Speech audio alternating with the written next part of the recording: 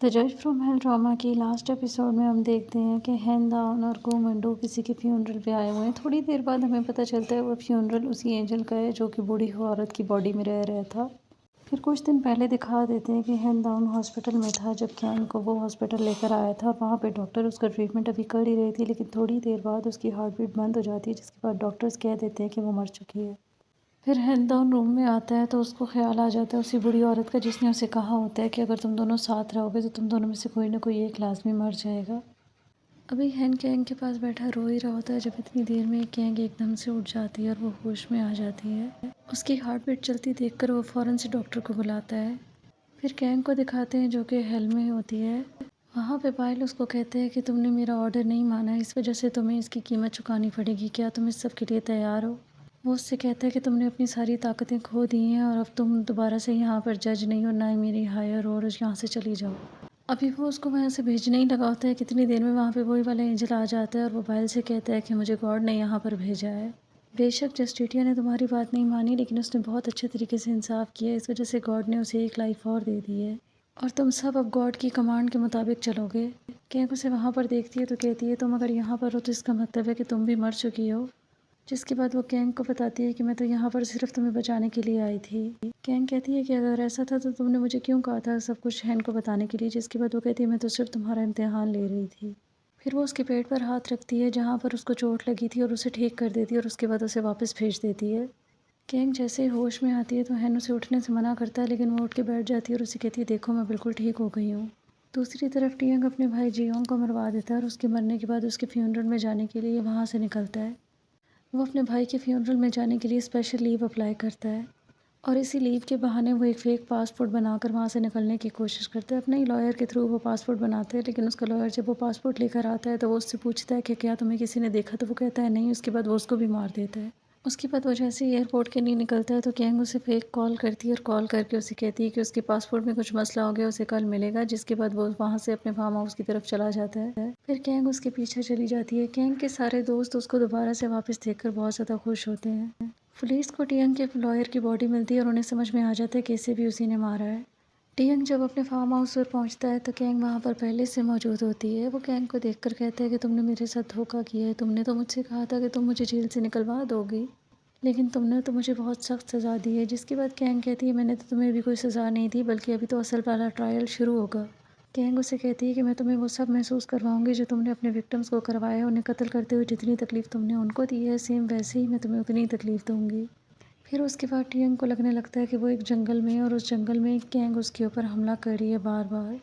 वो कैंग से भागने की कोशिश करता है, लेकिन वो नाकाम हो जाता है। फिर उसके बाद दूसरे सीन में वो हेल में चला जाता है और वहाँ पर उसके सामने वही वाला डेमन खड़ा होता है जो कि सैटन होता है। कैंग उन दोनों से कहती है कि तुम दोनों एक दूसरे से यकीनन बदला लेना चाहते होगे, इसलिए मैं तुम दोनों को एक मौका देती हूँ। तुम दोनों में से जो एक दूसरे को पहले मार देगा वही जीत जाएगा। इसके बाद टियन कहता है कैंग से कि तुम्हें क्या लगता है कि ये बूढ़ा आदमी मुझसे जीत सकता है। कैंग उन दोनों को तलवार देती है और उन दोनों को एक दूसरे पर हमला करने का कहती है, लेकिन जैसे ही वो हमला करने लगता है तो उसके सामने सैटन अपनी असली शक्ल में आ जाता है और वो एक ही बार में टियंग का सर उसके जिस्म से अलग कर देता है। और फिर उसके बाद टियंग खुद को हैंड डाउन के घर में देखता है। जब उसने उसके पेरेंट्स को मारा था तो बिल्कुल उसी तरह से कैंग उसके ऊपर हमला करती है और वो उसके जिस्म के कुछ हिस्से काटना शुरू कर देती है। कैंग उसे कहती है कि तुमने उस आदमी को तकलीफ दी जिस आदमी से मैं सबसे ज़्यादा मोहब्बत करती हूँ, और अब तुम देखो कि मैं तुम्हारे साथ क्या करती हूँ। कैंग पहले उसका एक हाथ काट कर जिस्म से अलग कर देती है। फिर थोड़ी देर बाद वो दोबारा से जाग जाता है और वो अपना हाथ देखने लग जाता है।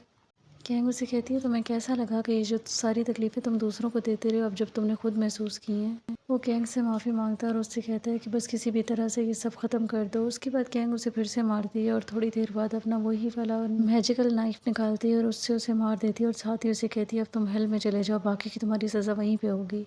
अगले दिन पुलिस पहुंचती है टियंग के फार्म हाउस पर और वहाँ पर वो देखते हैं कि बहुत सारे कॉफिन होते हैं और उनके अंदर जितने भी लोगों को उसने मारा होता है और उनके जिस्म के हिस्से काटे होते हैं वो सारे उनके अंदर मौजूद होते हैं और टियंग की लाश भी इसी तरह से लटकी हुई होती है। फिर जस्टिटिया को दिखाते हैं जो कि आरोंग और कोमंडो को सारी बात बताती है कि किस तरह से वो एंजल वहाँ पे हेल में आ गई थी उसकी मदद करने के लिए और गॉड ने उसे दोबारा से लाइफ दे दी है। कैंग हैंदाउन के पास जाती है और उसके बाद उसको जाकर बताती है कि उसके पास ज़िंदगी जीने के लिए सिर्फ 3 साल है, क्योंकि 3 साल के बाद बाइल का हुक्म है कि वो दोबारा से हेल में वापस चली जाएगी अपनी उसी पोस्ट पर। फिर पायल को दिखाते हैं जो कि दोबारा से कैंग के पास आता है और आकर उसे कहता है कि मैंने तो तुम्हें मार दिया था लेकिन तुम्हें गॉड ने दोबारा लाइफ दे दी है। कैंग उसे कहती है कि क्या तुम्हें इस बात का बुरा लगा है, जिसके बाद वो कहता है नहीं, मैं चाहता हूँ कि तुम दोबारा से हेल में आ जाओ और आकर अपनी पहले वाली पोजीशन संभाल लो। कैंग उसे कहती है कि उसके पास अभी 3 साल हैं। उसके बाद कैंग का वहाँ से ट्रांसफ़र हो जाता है। दूसरी तरफ हैंडाउन परेशान होता है कि 3 साल के बाद क्या होगा, जबकि कैंग उसे कहती है कि वो 3 साल उसके साथ जीना चाहती है और इन 3 सालों में वो ऐसी ज़िंदगी जीना चाहती है कि वो बाद में भी उसे भूले नहीं और उसे याद रखे। फिर कैंग का ट्रांसफ़र किसी दूसरी जगह हो जाता है और वो अपने ऑफ़िस जाती है और अपनी सारी चीज़ें समेट कर वहाँ से चली जाती है। कुमांडू भी उसके साथ जाने की बात करता है लेकिन वो उससे कहती है कि तुम यहीं पर रहो। फिर उसको किसी दूसरे शहर में दिखाते हैं, वो वहाँ पर भी जज होती है और वहाँ पर मुख्तलिफ़ तरह के केसेस वो देख कर तंग हो रही होती है। फिर उससे मिलने के लिए वहाँ पर हैंडाउन आ जाता है। वो आकर उससे पूछती है कि क्या उसने बहुत इंतज़ार किया, तो वो उससे कहता है कि हाँ, मैंने बहुत इंतज़ार किया है तुम्हारा। फिर वो उसे बताती है कि उसके पास एक गुड न्यूज़ है, उसका ट्रांसफ़र दोबारा से उसी शहर में हो गया है। दूसरी तरफ कुमांडू को दिखाते हैं जो कि एक चर्च में ही रहता है आजकल और वहीं पर ज़्यादा उसका आना जाना और वो चाहता है कि मरने के बाद वो हेल की बजाय हेवन में जाए। फिर कैंग जब वापस आती है अपने ऑफिस में तो उसे पता चलता है कि उसकी फर्म में वो 2 लॉयर्स जो आपस में लड़ते झगड़ते रहते हैं, वो दोनों अब शादी कर रहे हैं। फिर कैंग को डिटेक्टिव किम की बेटी का एक दोस्त मिलता है जो कि उसको कह रहा होता है कि मैं भी तुम्हारा दोस्त हूँ और मुझे तुम आज लंच करवाओ। कैंग उसे रेस्टोरेंट में ले तो आती है लेकिन वो उसे थोड़ा सा अजीब लगता है। फिर थोड़ी देर बाद वो उसे अपनी असली शक्ल दिखाता है। वो वही वाला एंजल होता है, गैब्रियल। कैंग को उससे मिलकर बहुत ज़्यादा खुशी होती है। दूसरी तरफ वाइल्ड को दिखाते हैं जो कि कैंग के पास आता है और आकर उसे कहता है कि तुम्हारे लिए लूसीफर ने एक ऑफ़र भेजी है। तुम्हें यहाँ रहते हुए 2 साल हो चुके हैं और 1 साल बाद तुम्हें हेल वापस आना होगा, लेकिन अगर तुम इस 1 साल के अंदर 10 और ऐसे क्रिमिनल्स को मारोगी तो तुम हमेशा के लिए यहाँ पर रह सकती हो। फिर कैंग हैंदा उनसे मिलती है और उसे ये सारी बात बता देती है। वो उससे कहती है कि उसे क्रिमिनल्स को मारने के लिए पहले उन्हें आज़ाद करना पड़ता है, लेकिन इस वजह से लोग बहुत ज़्यादा परेशान होते हैं और वो हर्ट होते हैं। इस वजह मैं ये नहीं चाहती। हैन उसे कहता है कि वो जो भी फैसला लेगी वो उसका साथ देगा उसमें। फिर अगले दिन कैंग को कोर्ट में दिखाते हैं। उसके पास एक केस आता है कि एक आदमी ने अपनी वाइफ को मारा होता है। उस लड़की की माँ ने केस किया होता है कोर्ट में। जब वो जैसे ही उस आदमी से पूछती है तो वो कहता है कि वो लड़की हॉस्पिटल में, मुझे इस बात का अफसोस है कि वो अभी भी ज़िंदा बच गई है। फिर कैंग जब बाहर निकलती है तो वहाँ पे बच्चे खड़े होते हैं और वो कोर्ट के बारे में और जज के बारे में कुछ सवाल कर रहे होते हैं। बच्चे कैंग से पूछते हैं कि बुरे लोगों को सज़ा कौन देता है। वो उन्हें जवाब में कहती है द जज फ्रॉम हेल। और इतनी देर में वो फैसला कर लेती है कि वो फिर से जो बुरे लोग हैं उनको मार कर हेल में भेजेगी और इसी के साथ ये एपिसोड भी ख़त्म हो जाती है।